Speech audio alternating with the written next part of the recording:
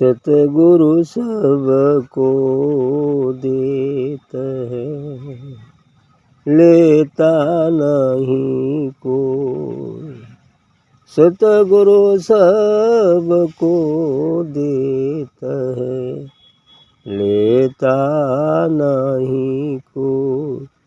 लेता नहीं कोई, शीश को धरे उतारी।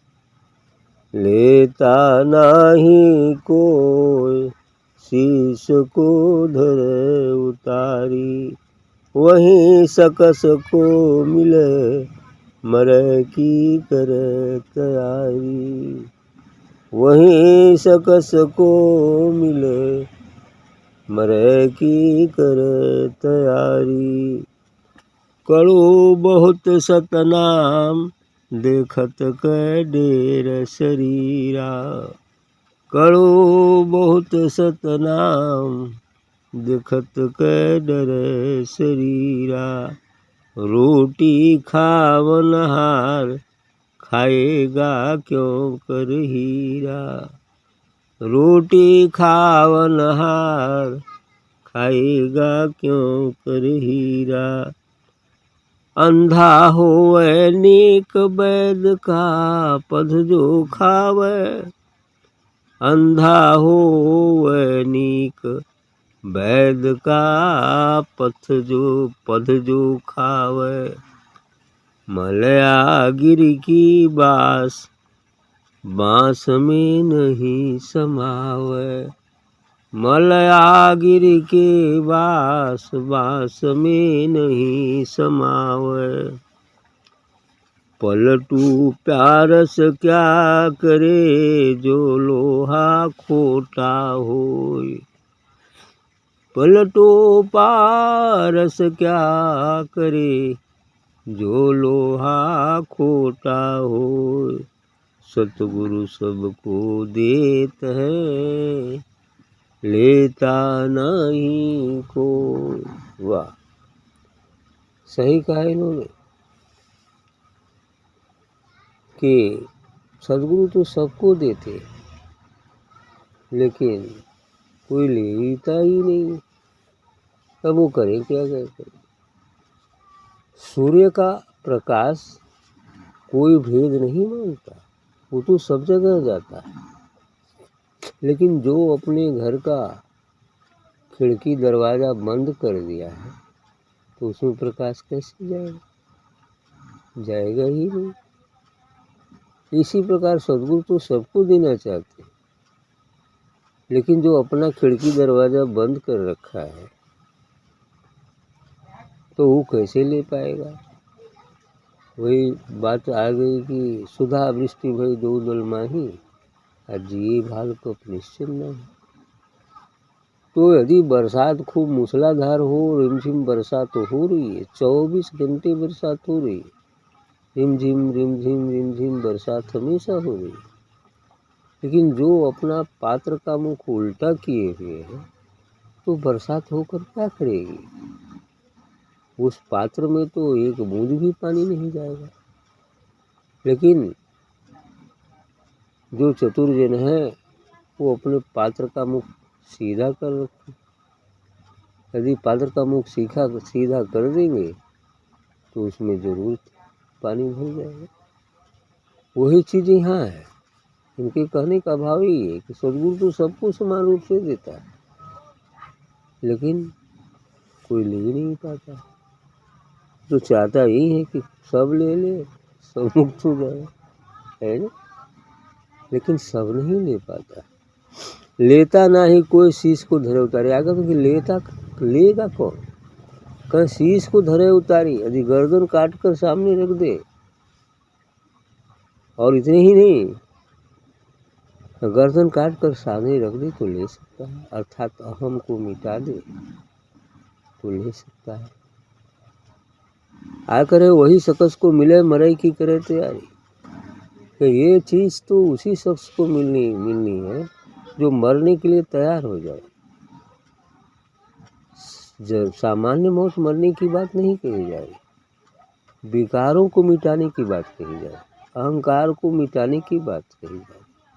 यदि विकार मिट जाए, अहंकार मिट जाए, तो ऑलरेडी हम मर जाएंगे। विधेय देह रहते विधेय नहीं हो, विधेय हो जाएंगे, अर्थात आत्मा में अवस्थित हो जाएंगे। इस बात को करें कि वही शख्स को मिले मरे की करे तैयारी। जो मरने की तैयारी कर लेता है वह शख्स जरूर पा जाएगा। नानक ने भी यही बात दोहराई कही कि चले चले सब कोई कहे, बिरला पहुँचे जाए, जियत जी जो मर मिटे उस तत्व को पाए। उस तत्व को पाने के लिए जीते जी मरना होगा। यदि जीते जी हम मर जाएंगे तो पा जाएंगे। कड़ू बहुत सतनाम देखत का डरे शरीरा। कहीं ये सतनाम सदगुरु नाम बहुत ही कड़ुआ है। वो कहा है ना कि तेगा की धार पर चलना है, दोनों तरफ खाइए। अब इसको देखकर ये शरीर डर जाता है। ये जीवात्मा डर जाएगा, डर जाएगा तो कहाँ पार हो पाएगा, है ना। उसी बात को करें कि देखत कर डरे शरीरा। देखती शरीर मन डर जाता है। तो इस तरह से कह रहे हैं कि रोटी खावन हार खाएगा क्यों क्यों हीरा। अब जो आराम से रोटी खा रहा है ना, तो हीरा उसको मिलेगा खाए के लिए, तो काहे को खाएगा।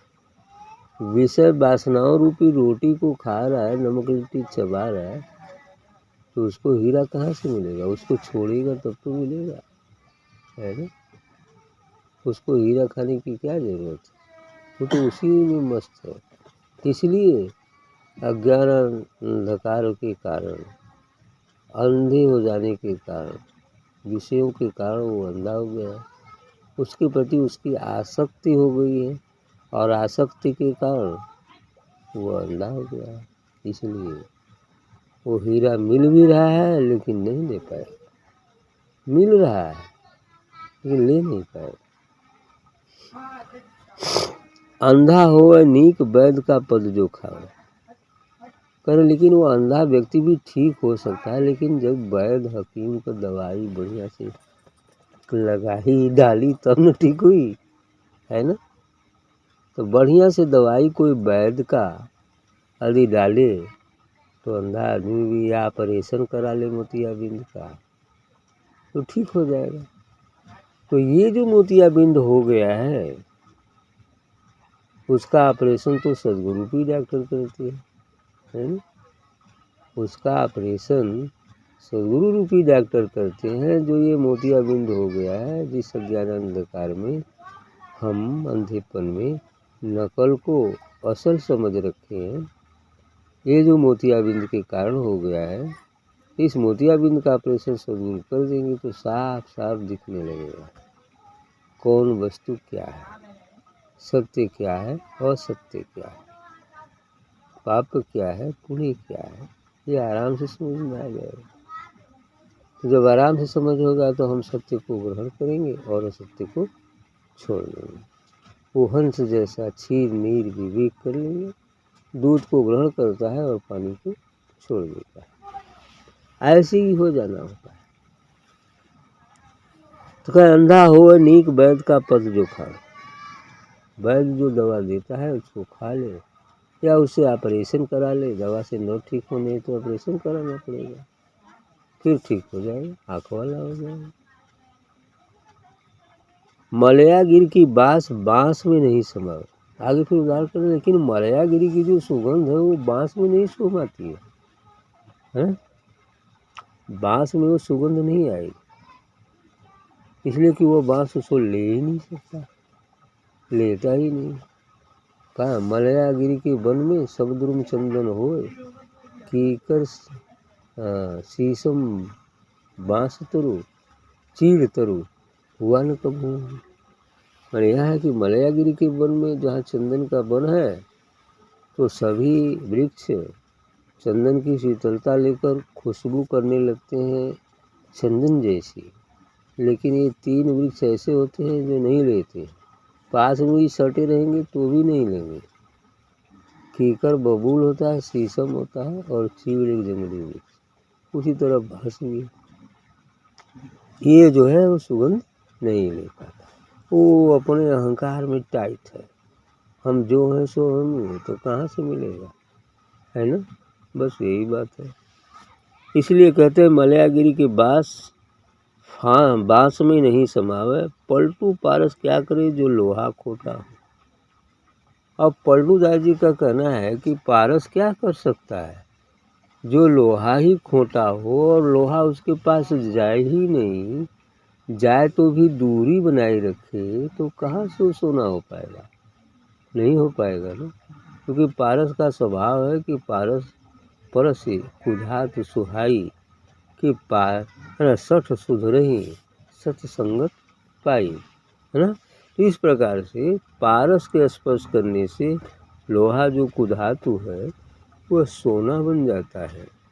उसी प्रकार से जो सठ व्यक्ति है यदि पूर्ण समर्पित भाव से सद्गुरु के संसर्ग में आ जाए तो वो भी सुधर जाएगा। तो मलयागिरी के बास हाँ पलटू पारस क्या करे जो लोहा खोटा। अब लोहा ही खोटा है, वो अपने ही तना है, तो पारस क्या करेगा, है ना। ये जो तू अपने रंग में है तो रहने दो, हैं ऐसे ही हो जाता है। क्या करेगा, वो मजबूरी है। अब अपना कपाट ही कोई बंद कर ले तो सूर्य प्रकाश कैसे देगा उसको।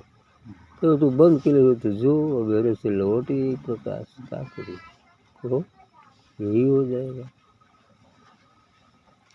तो सतगुरु सबको देता है, लेता नहीं कोई। इस प्रकार से सतगुरु तो सबको देना चाहते हैं, सबको देते हैं, लेकिन सब ले नहीं पाते।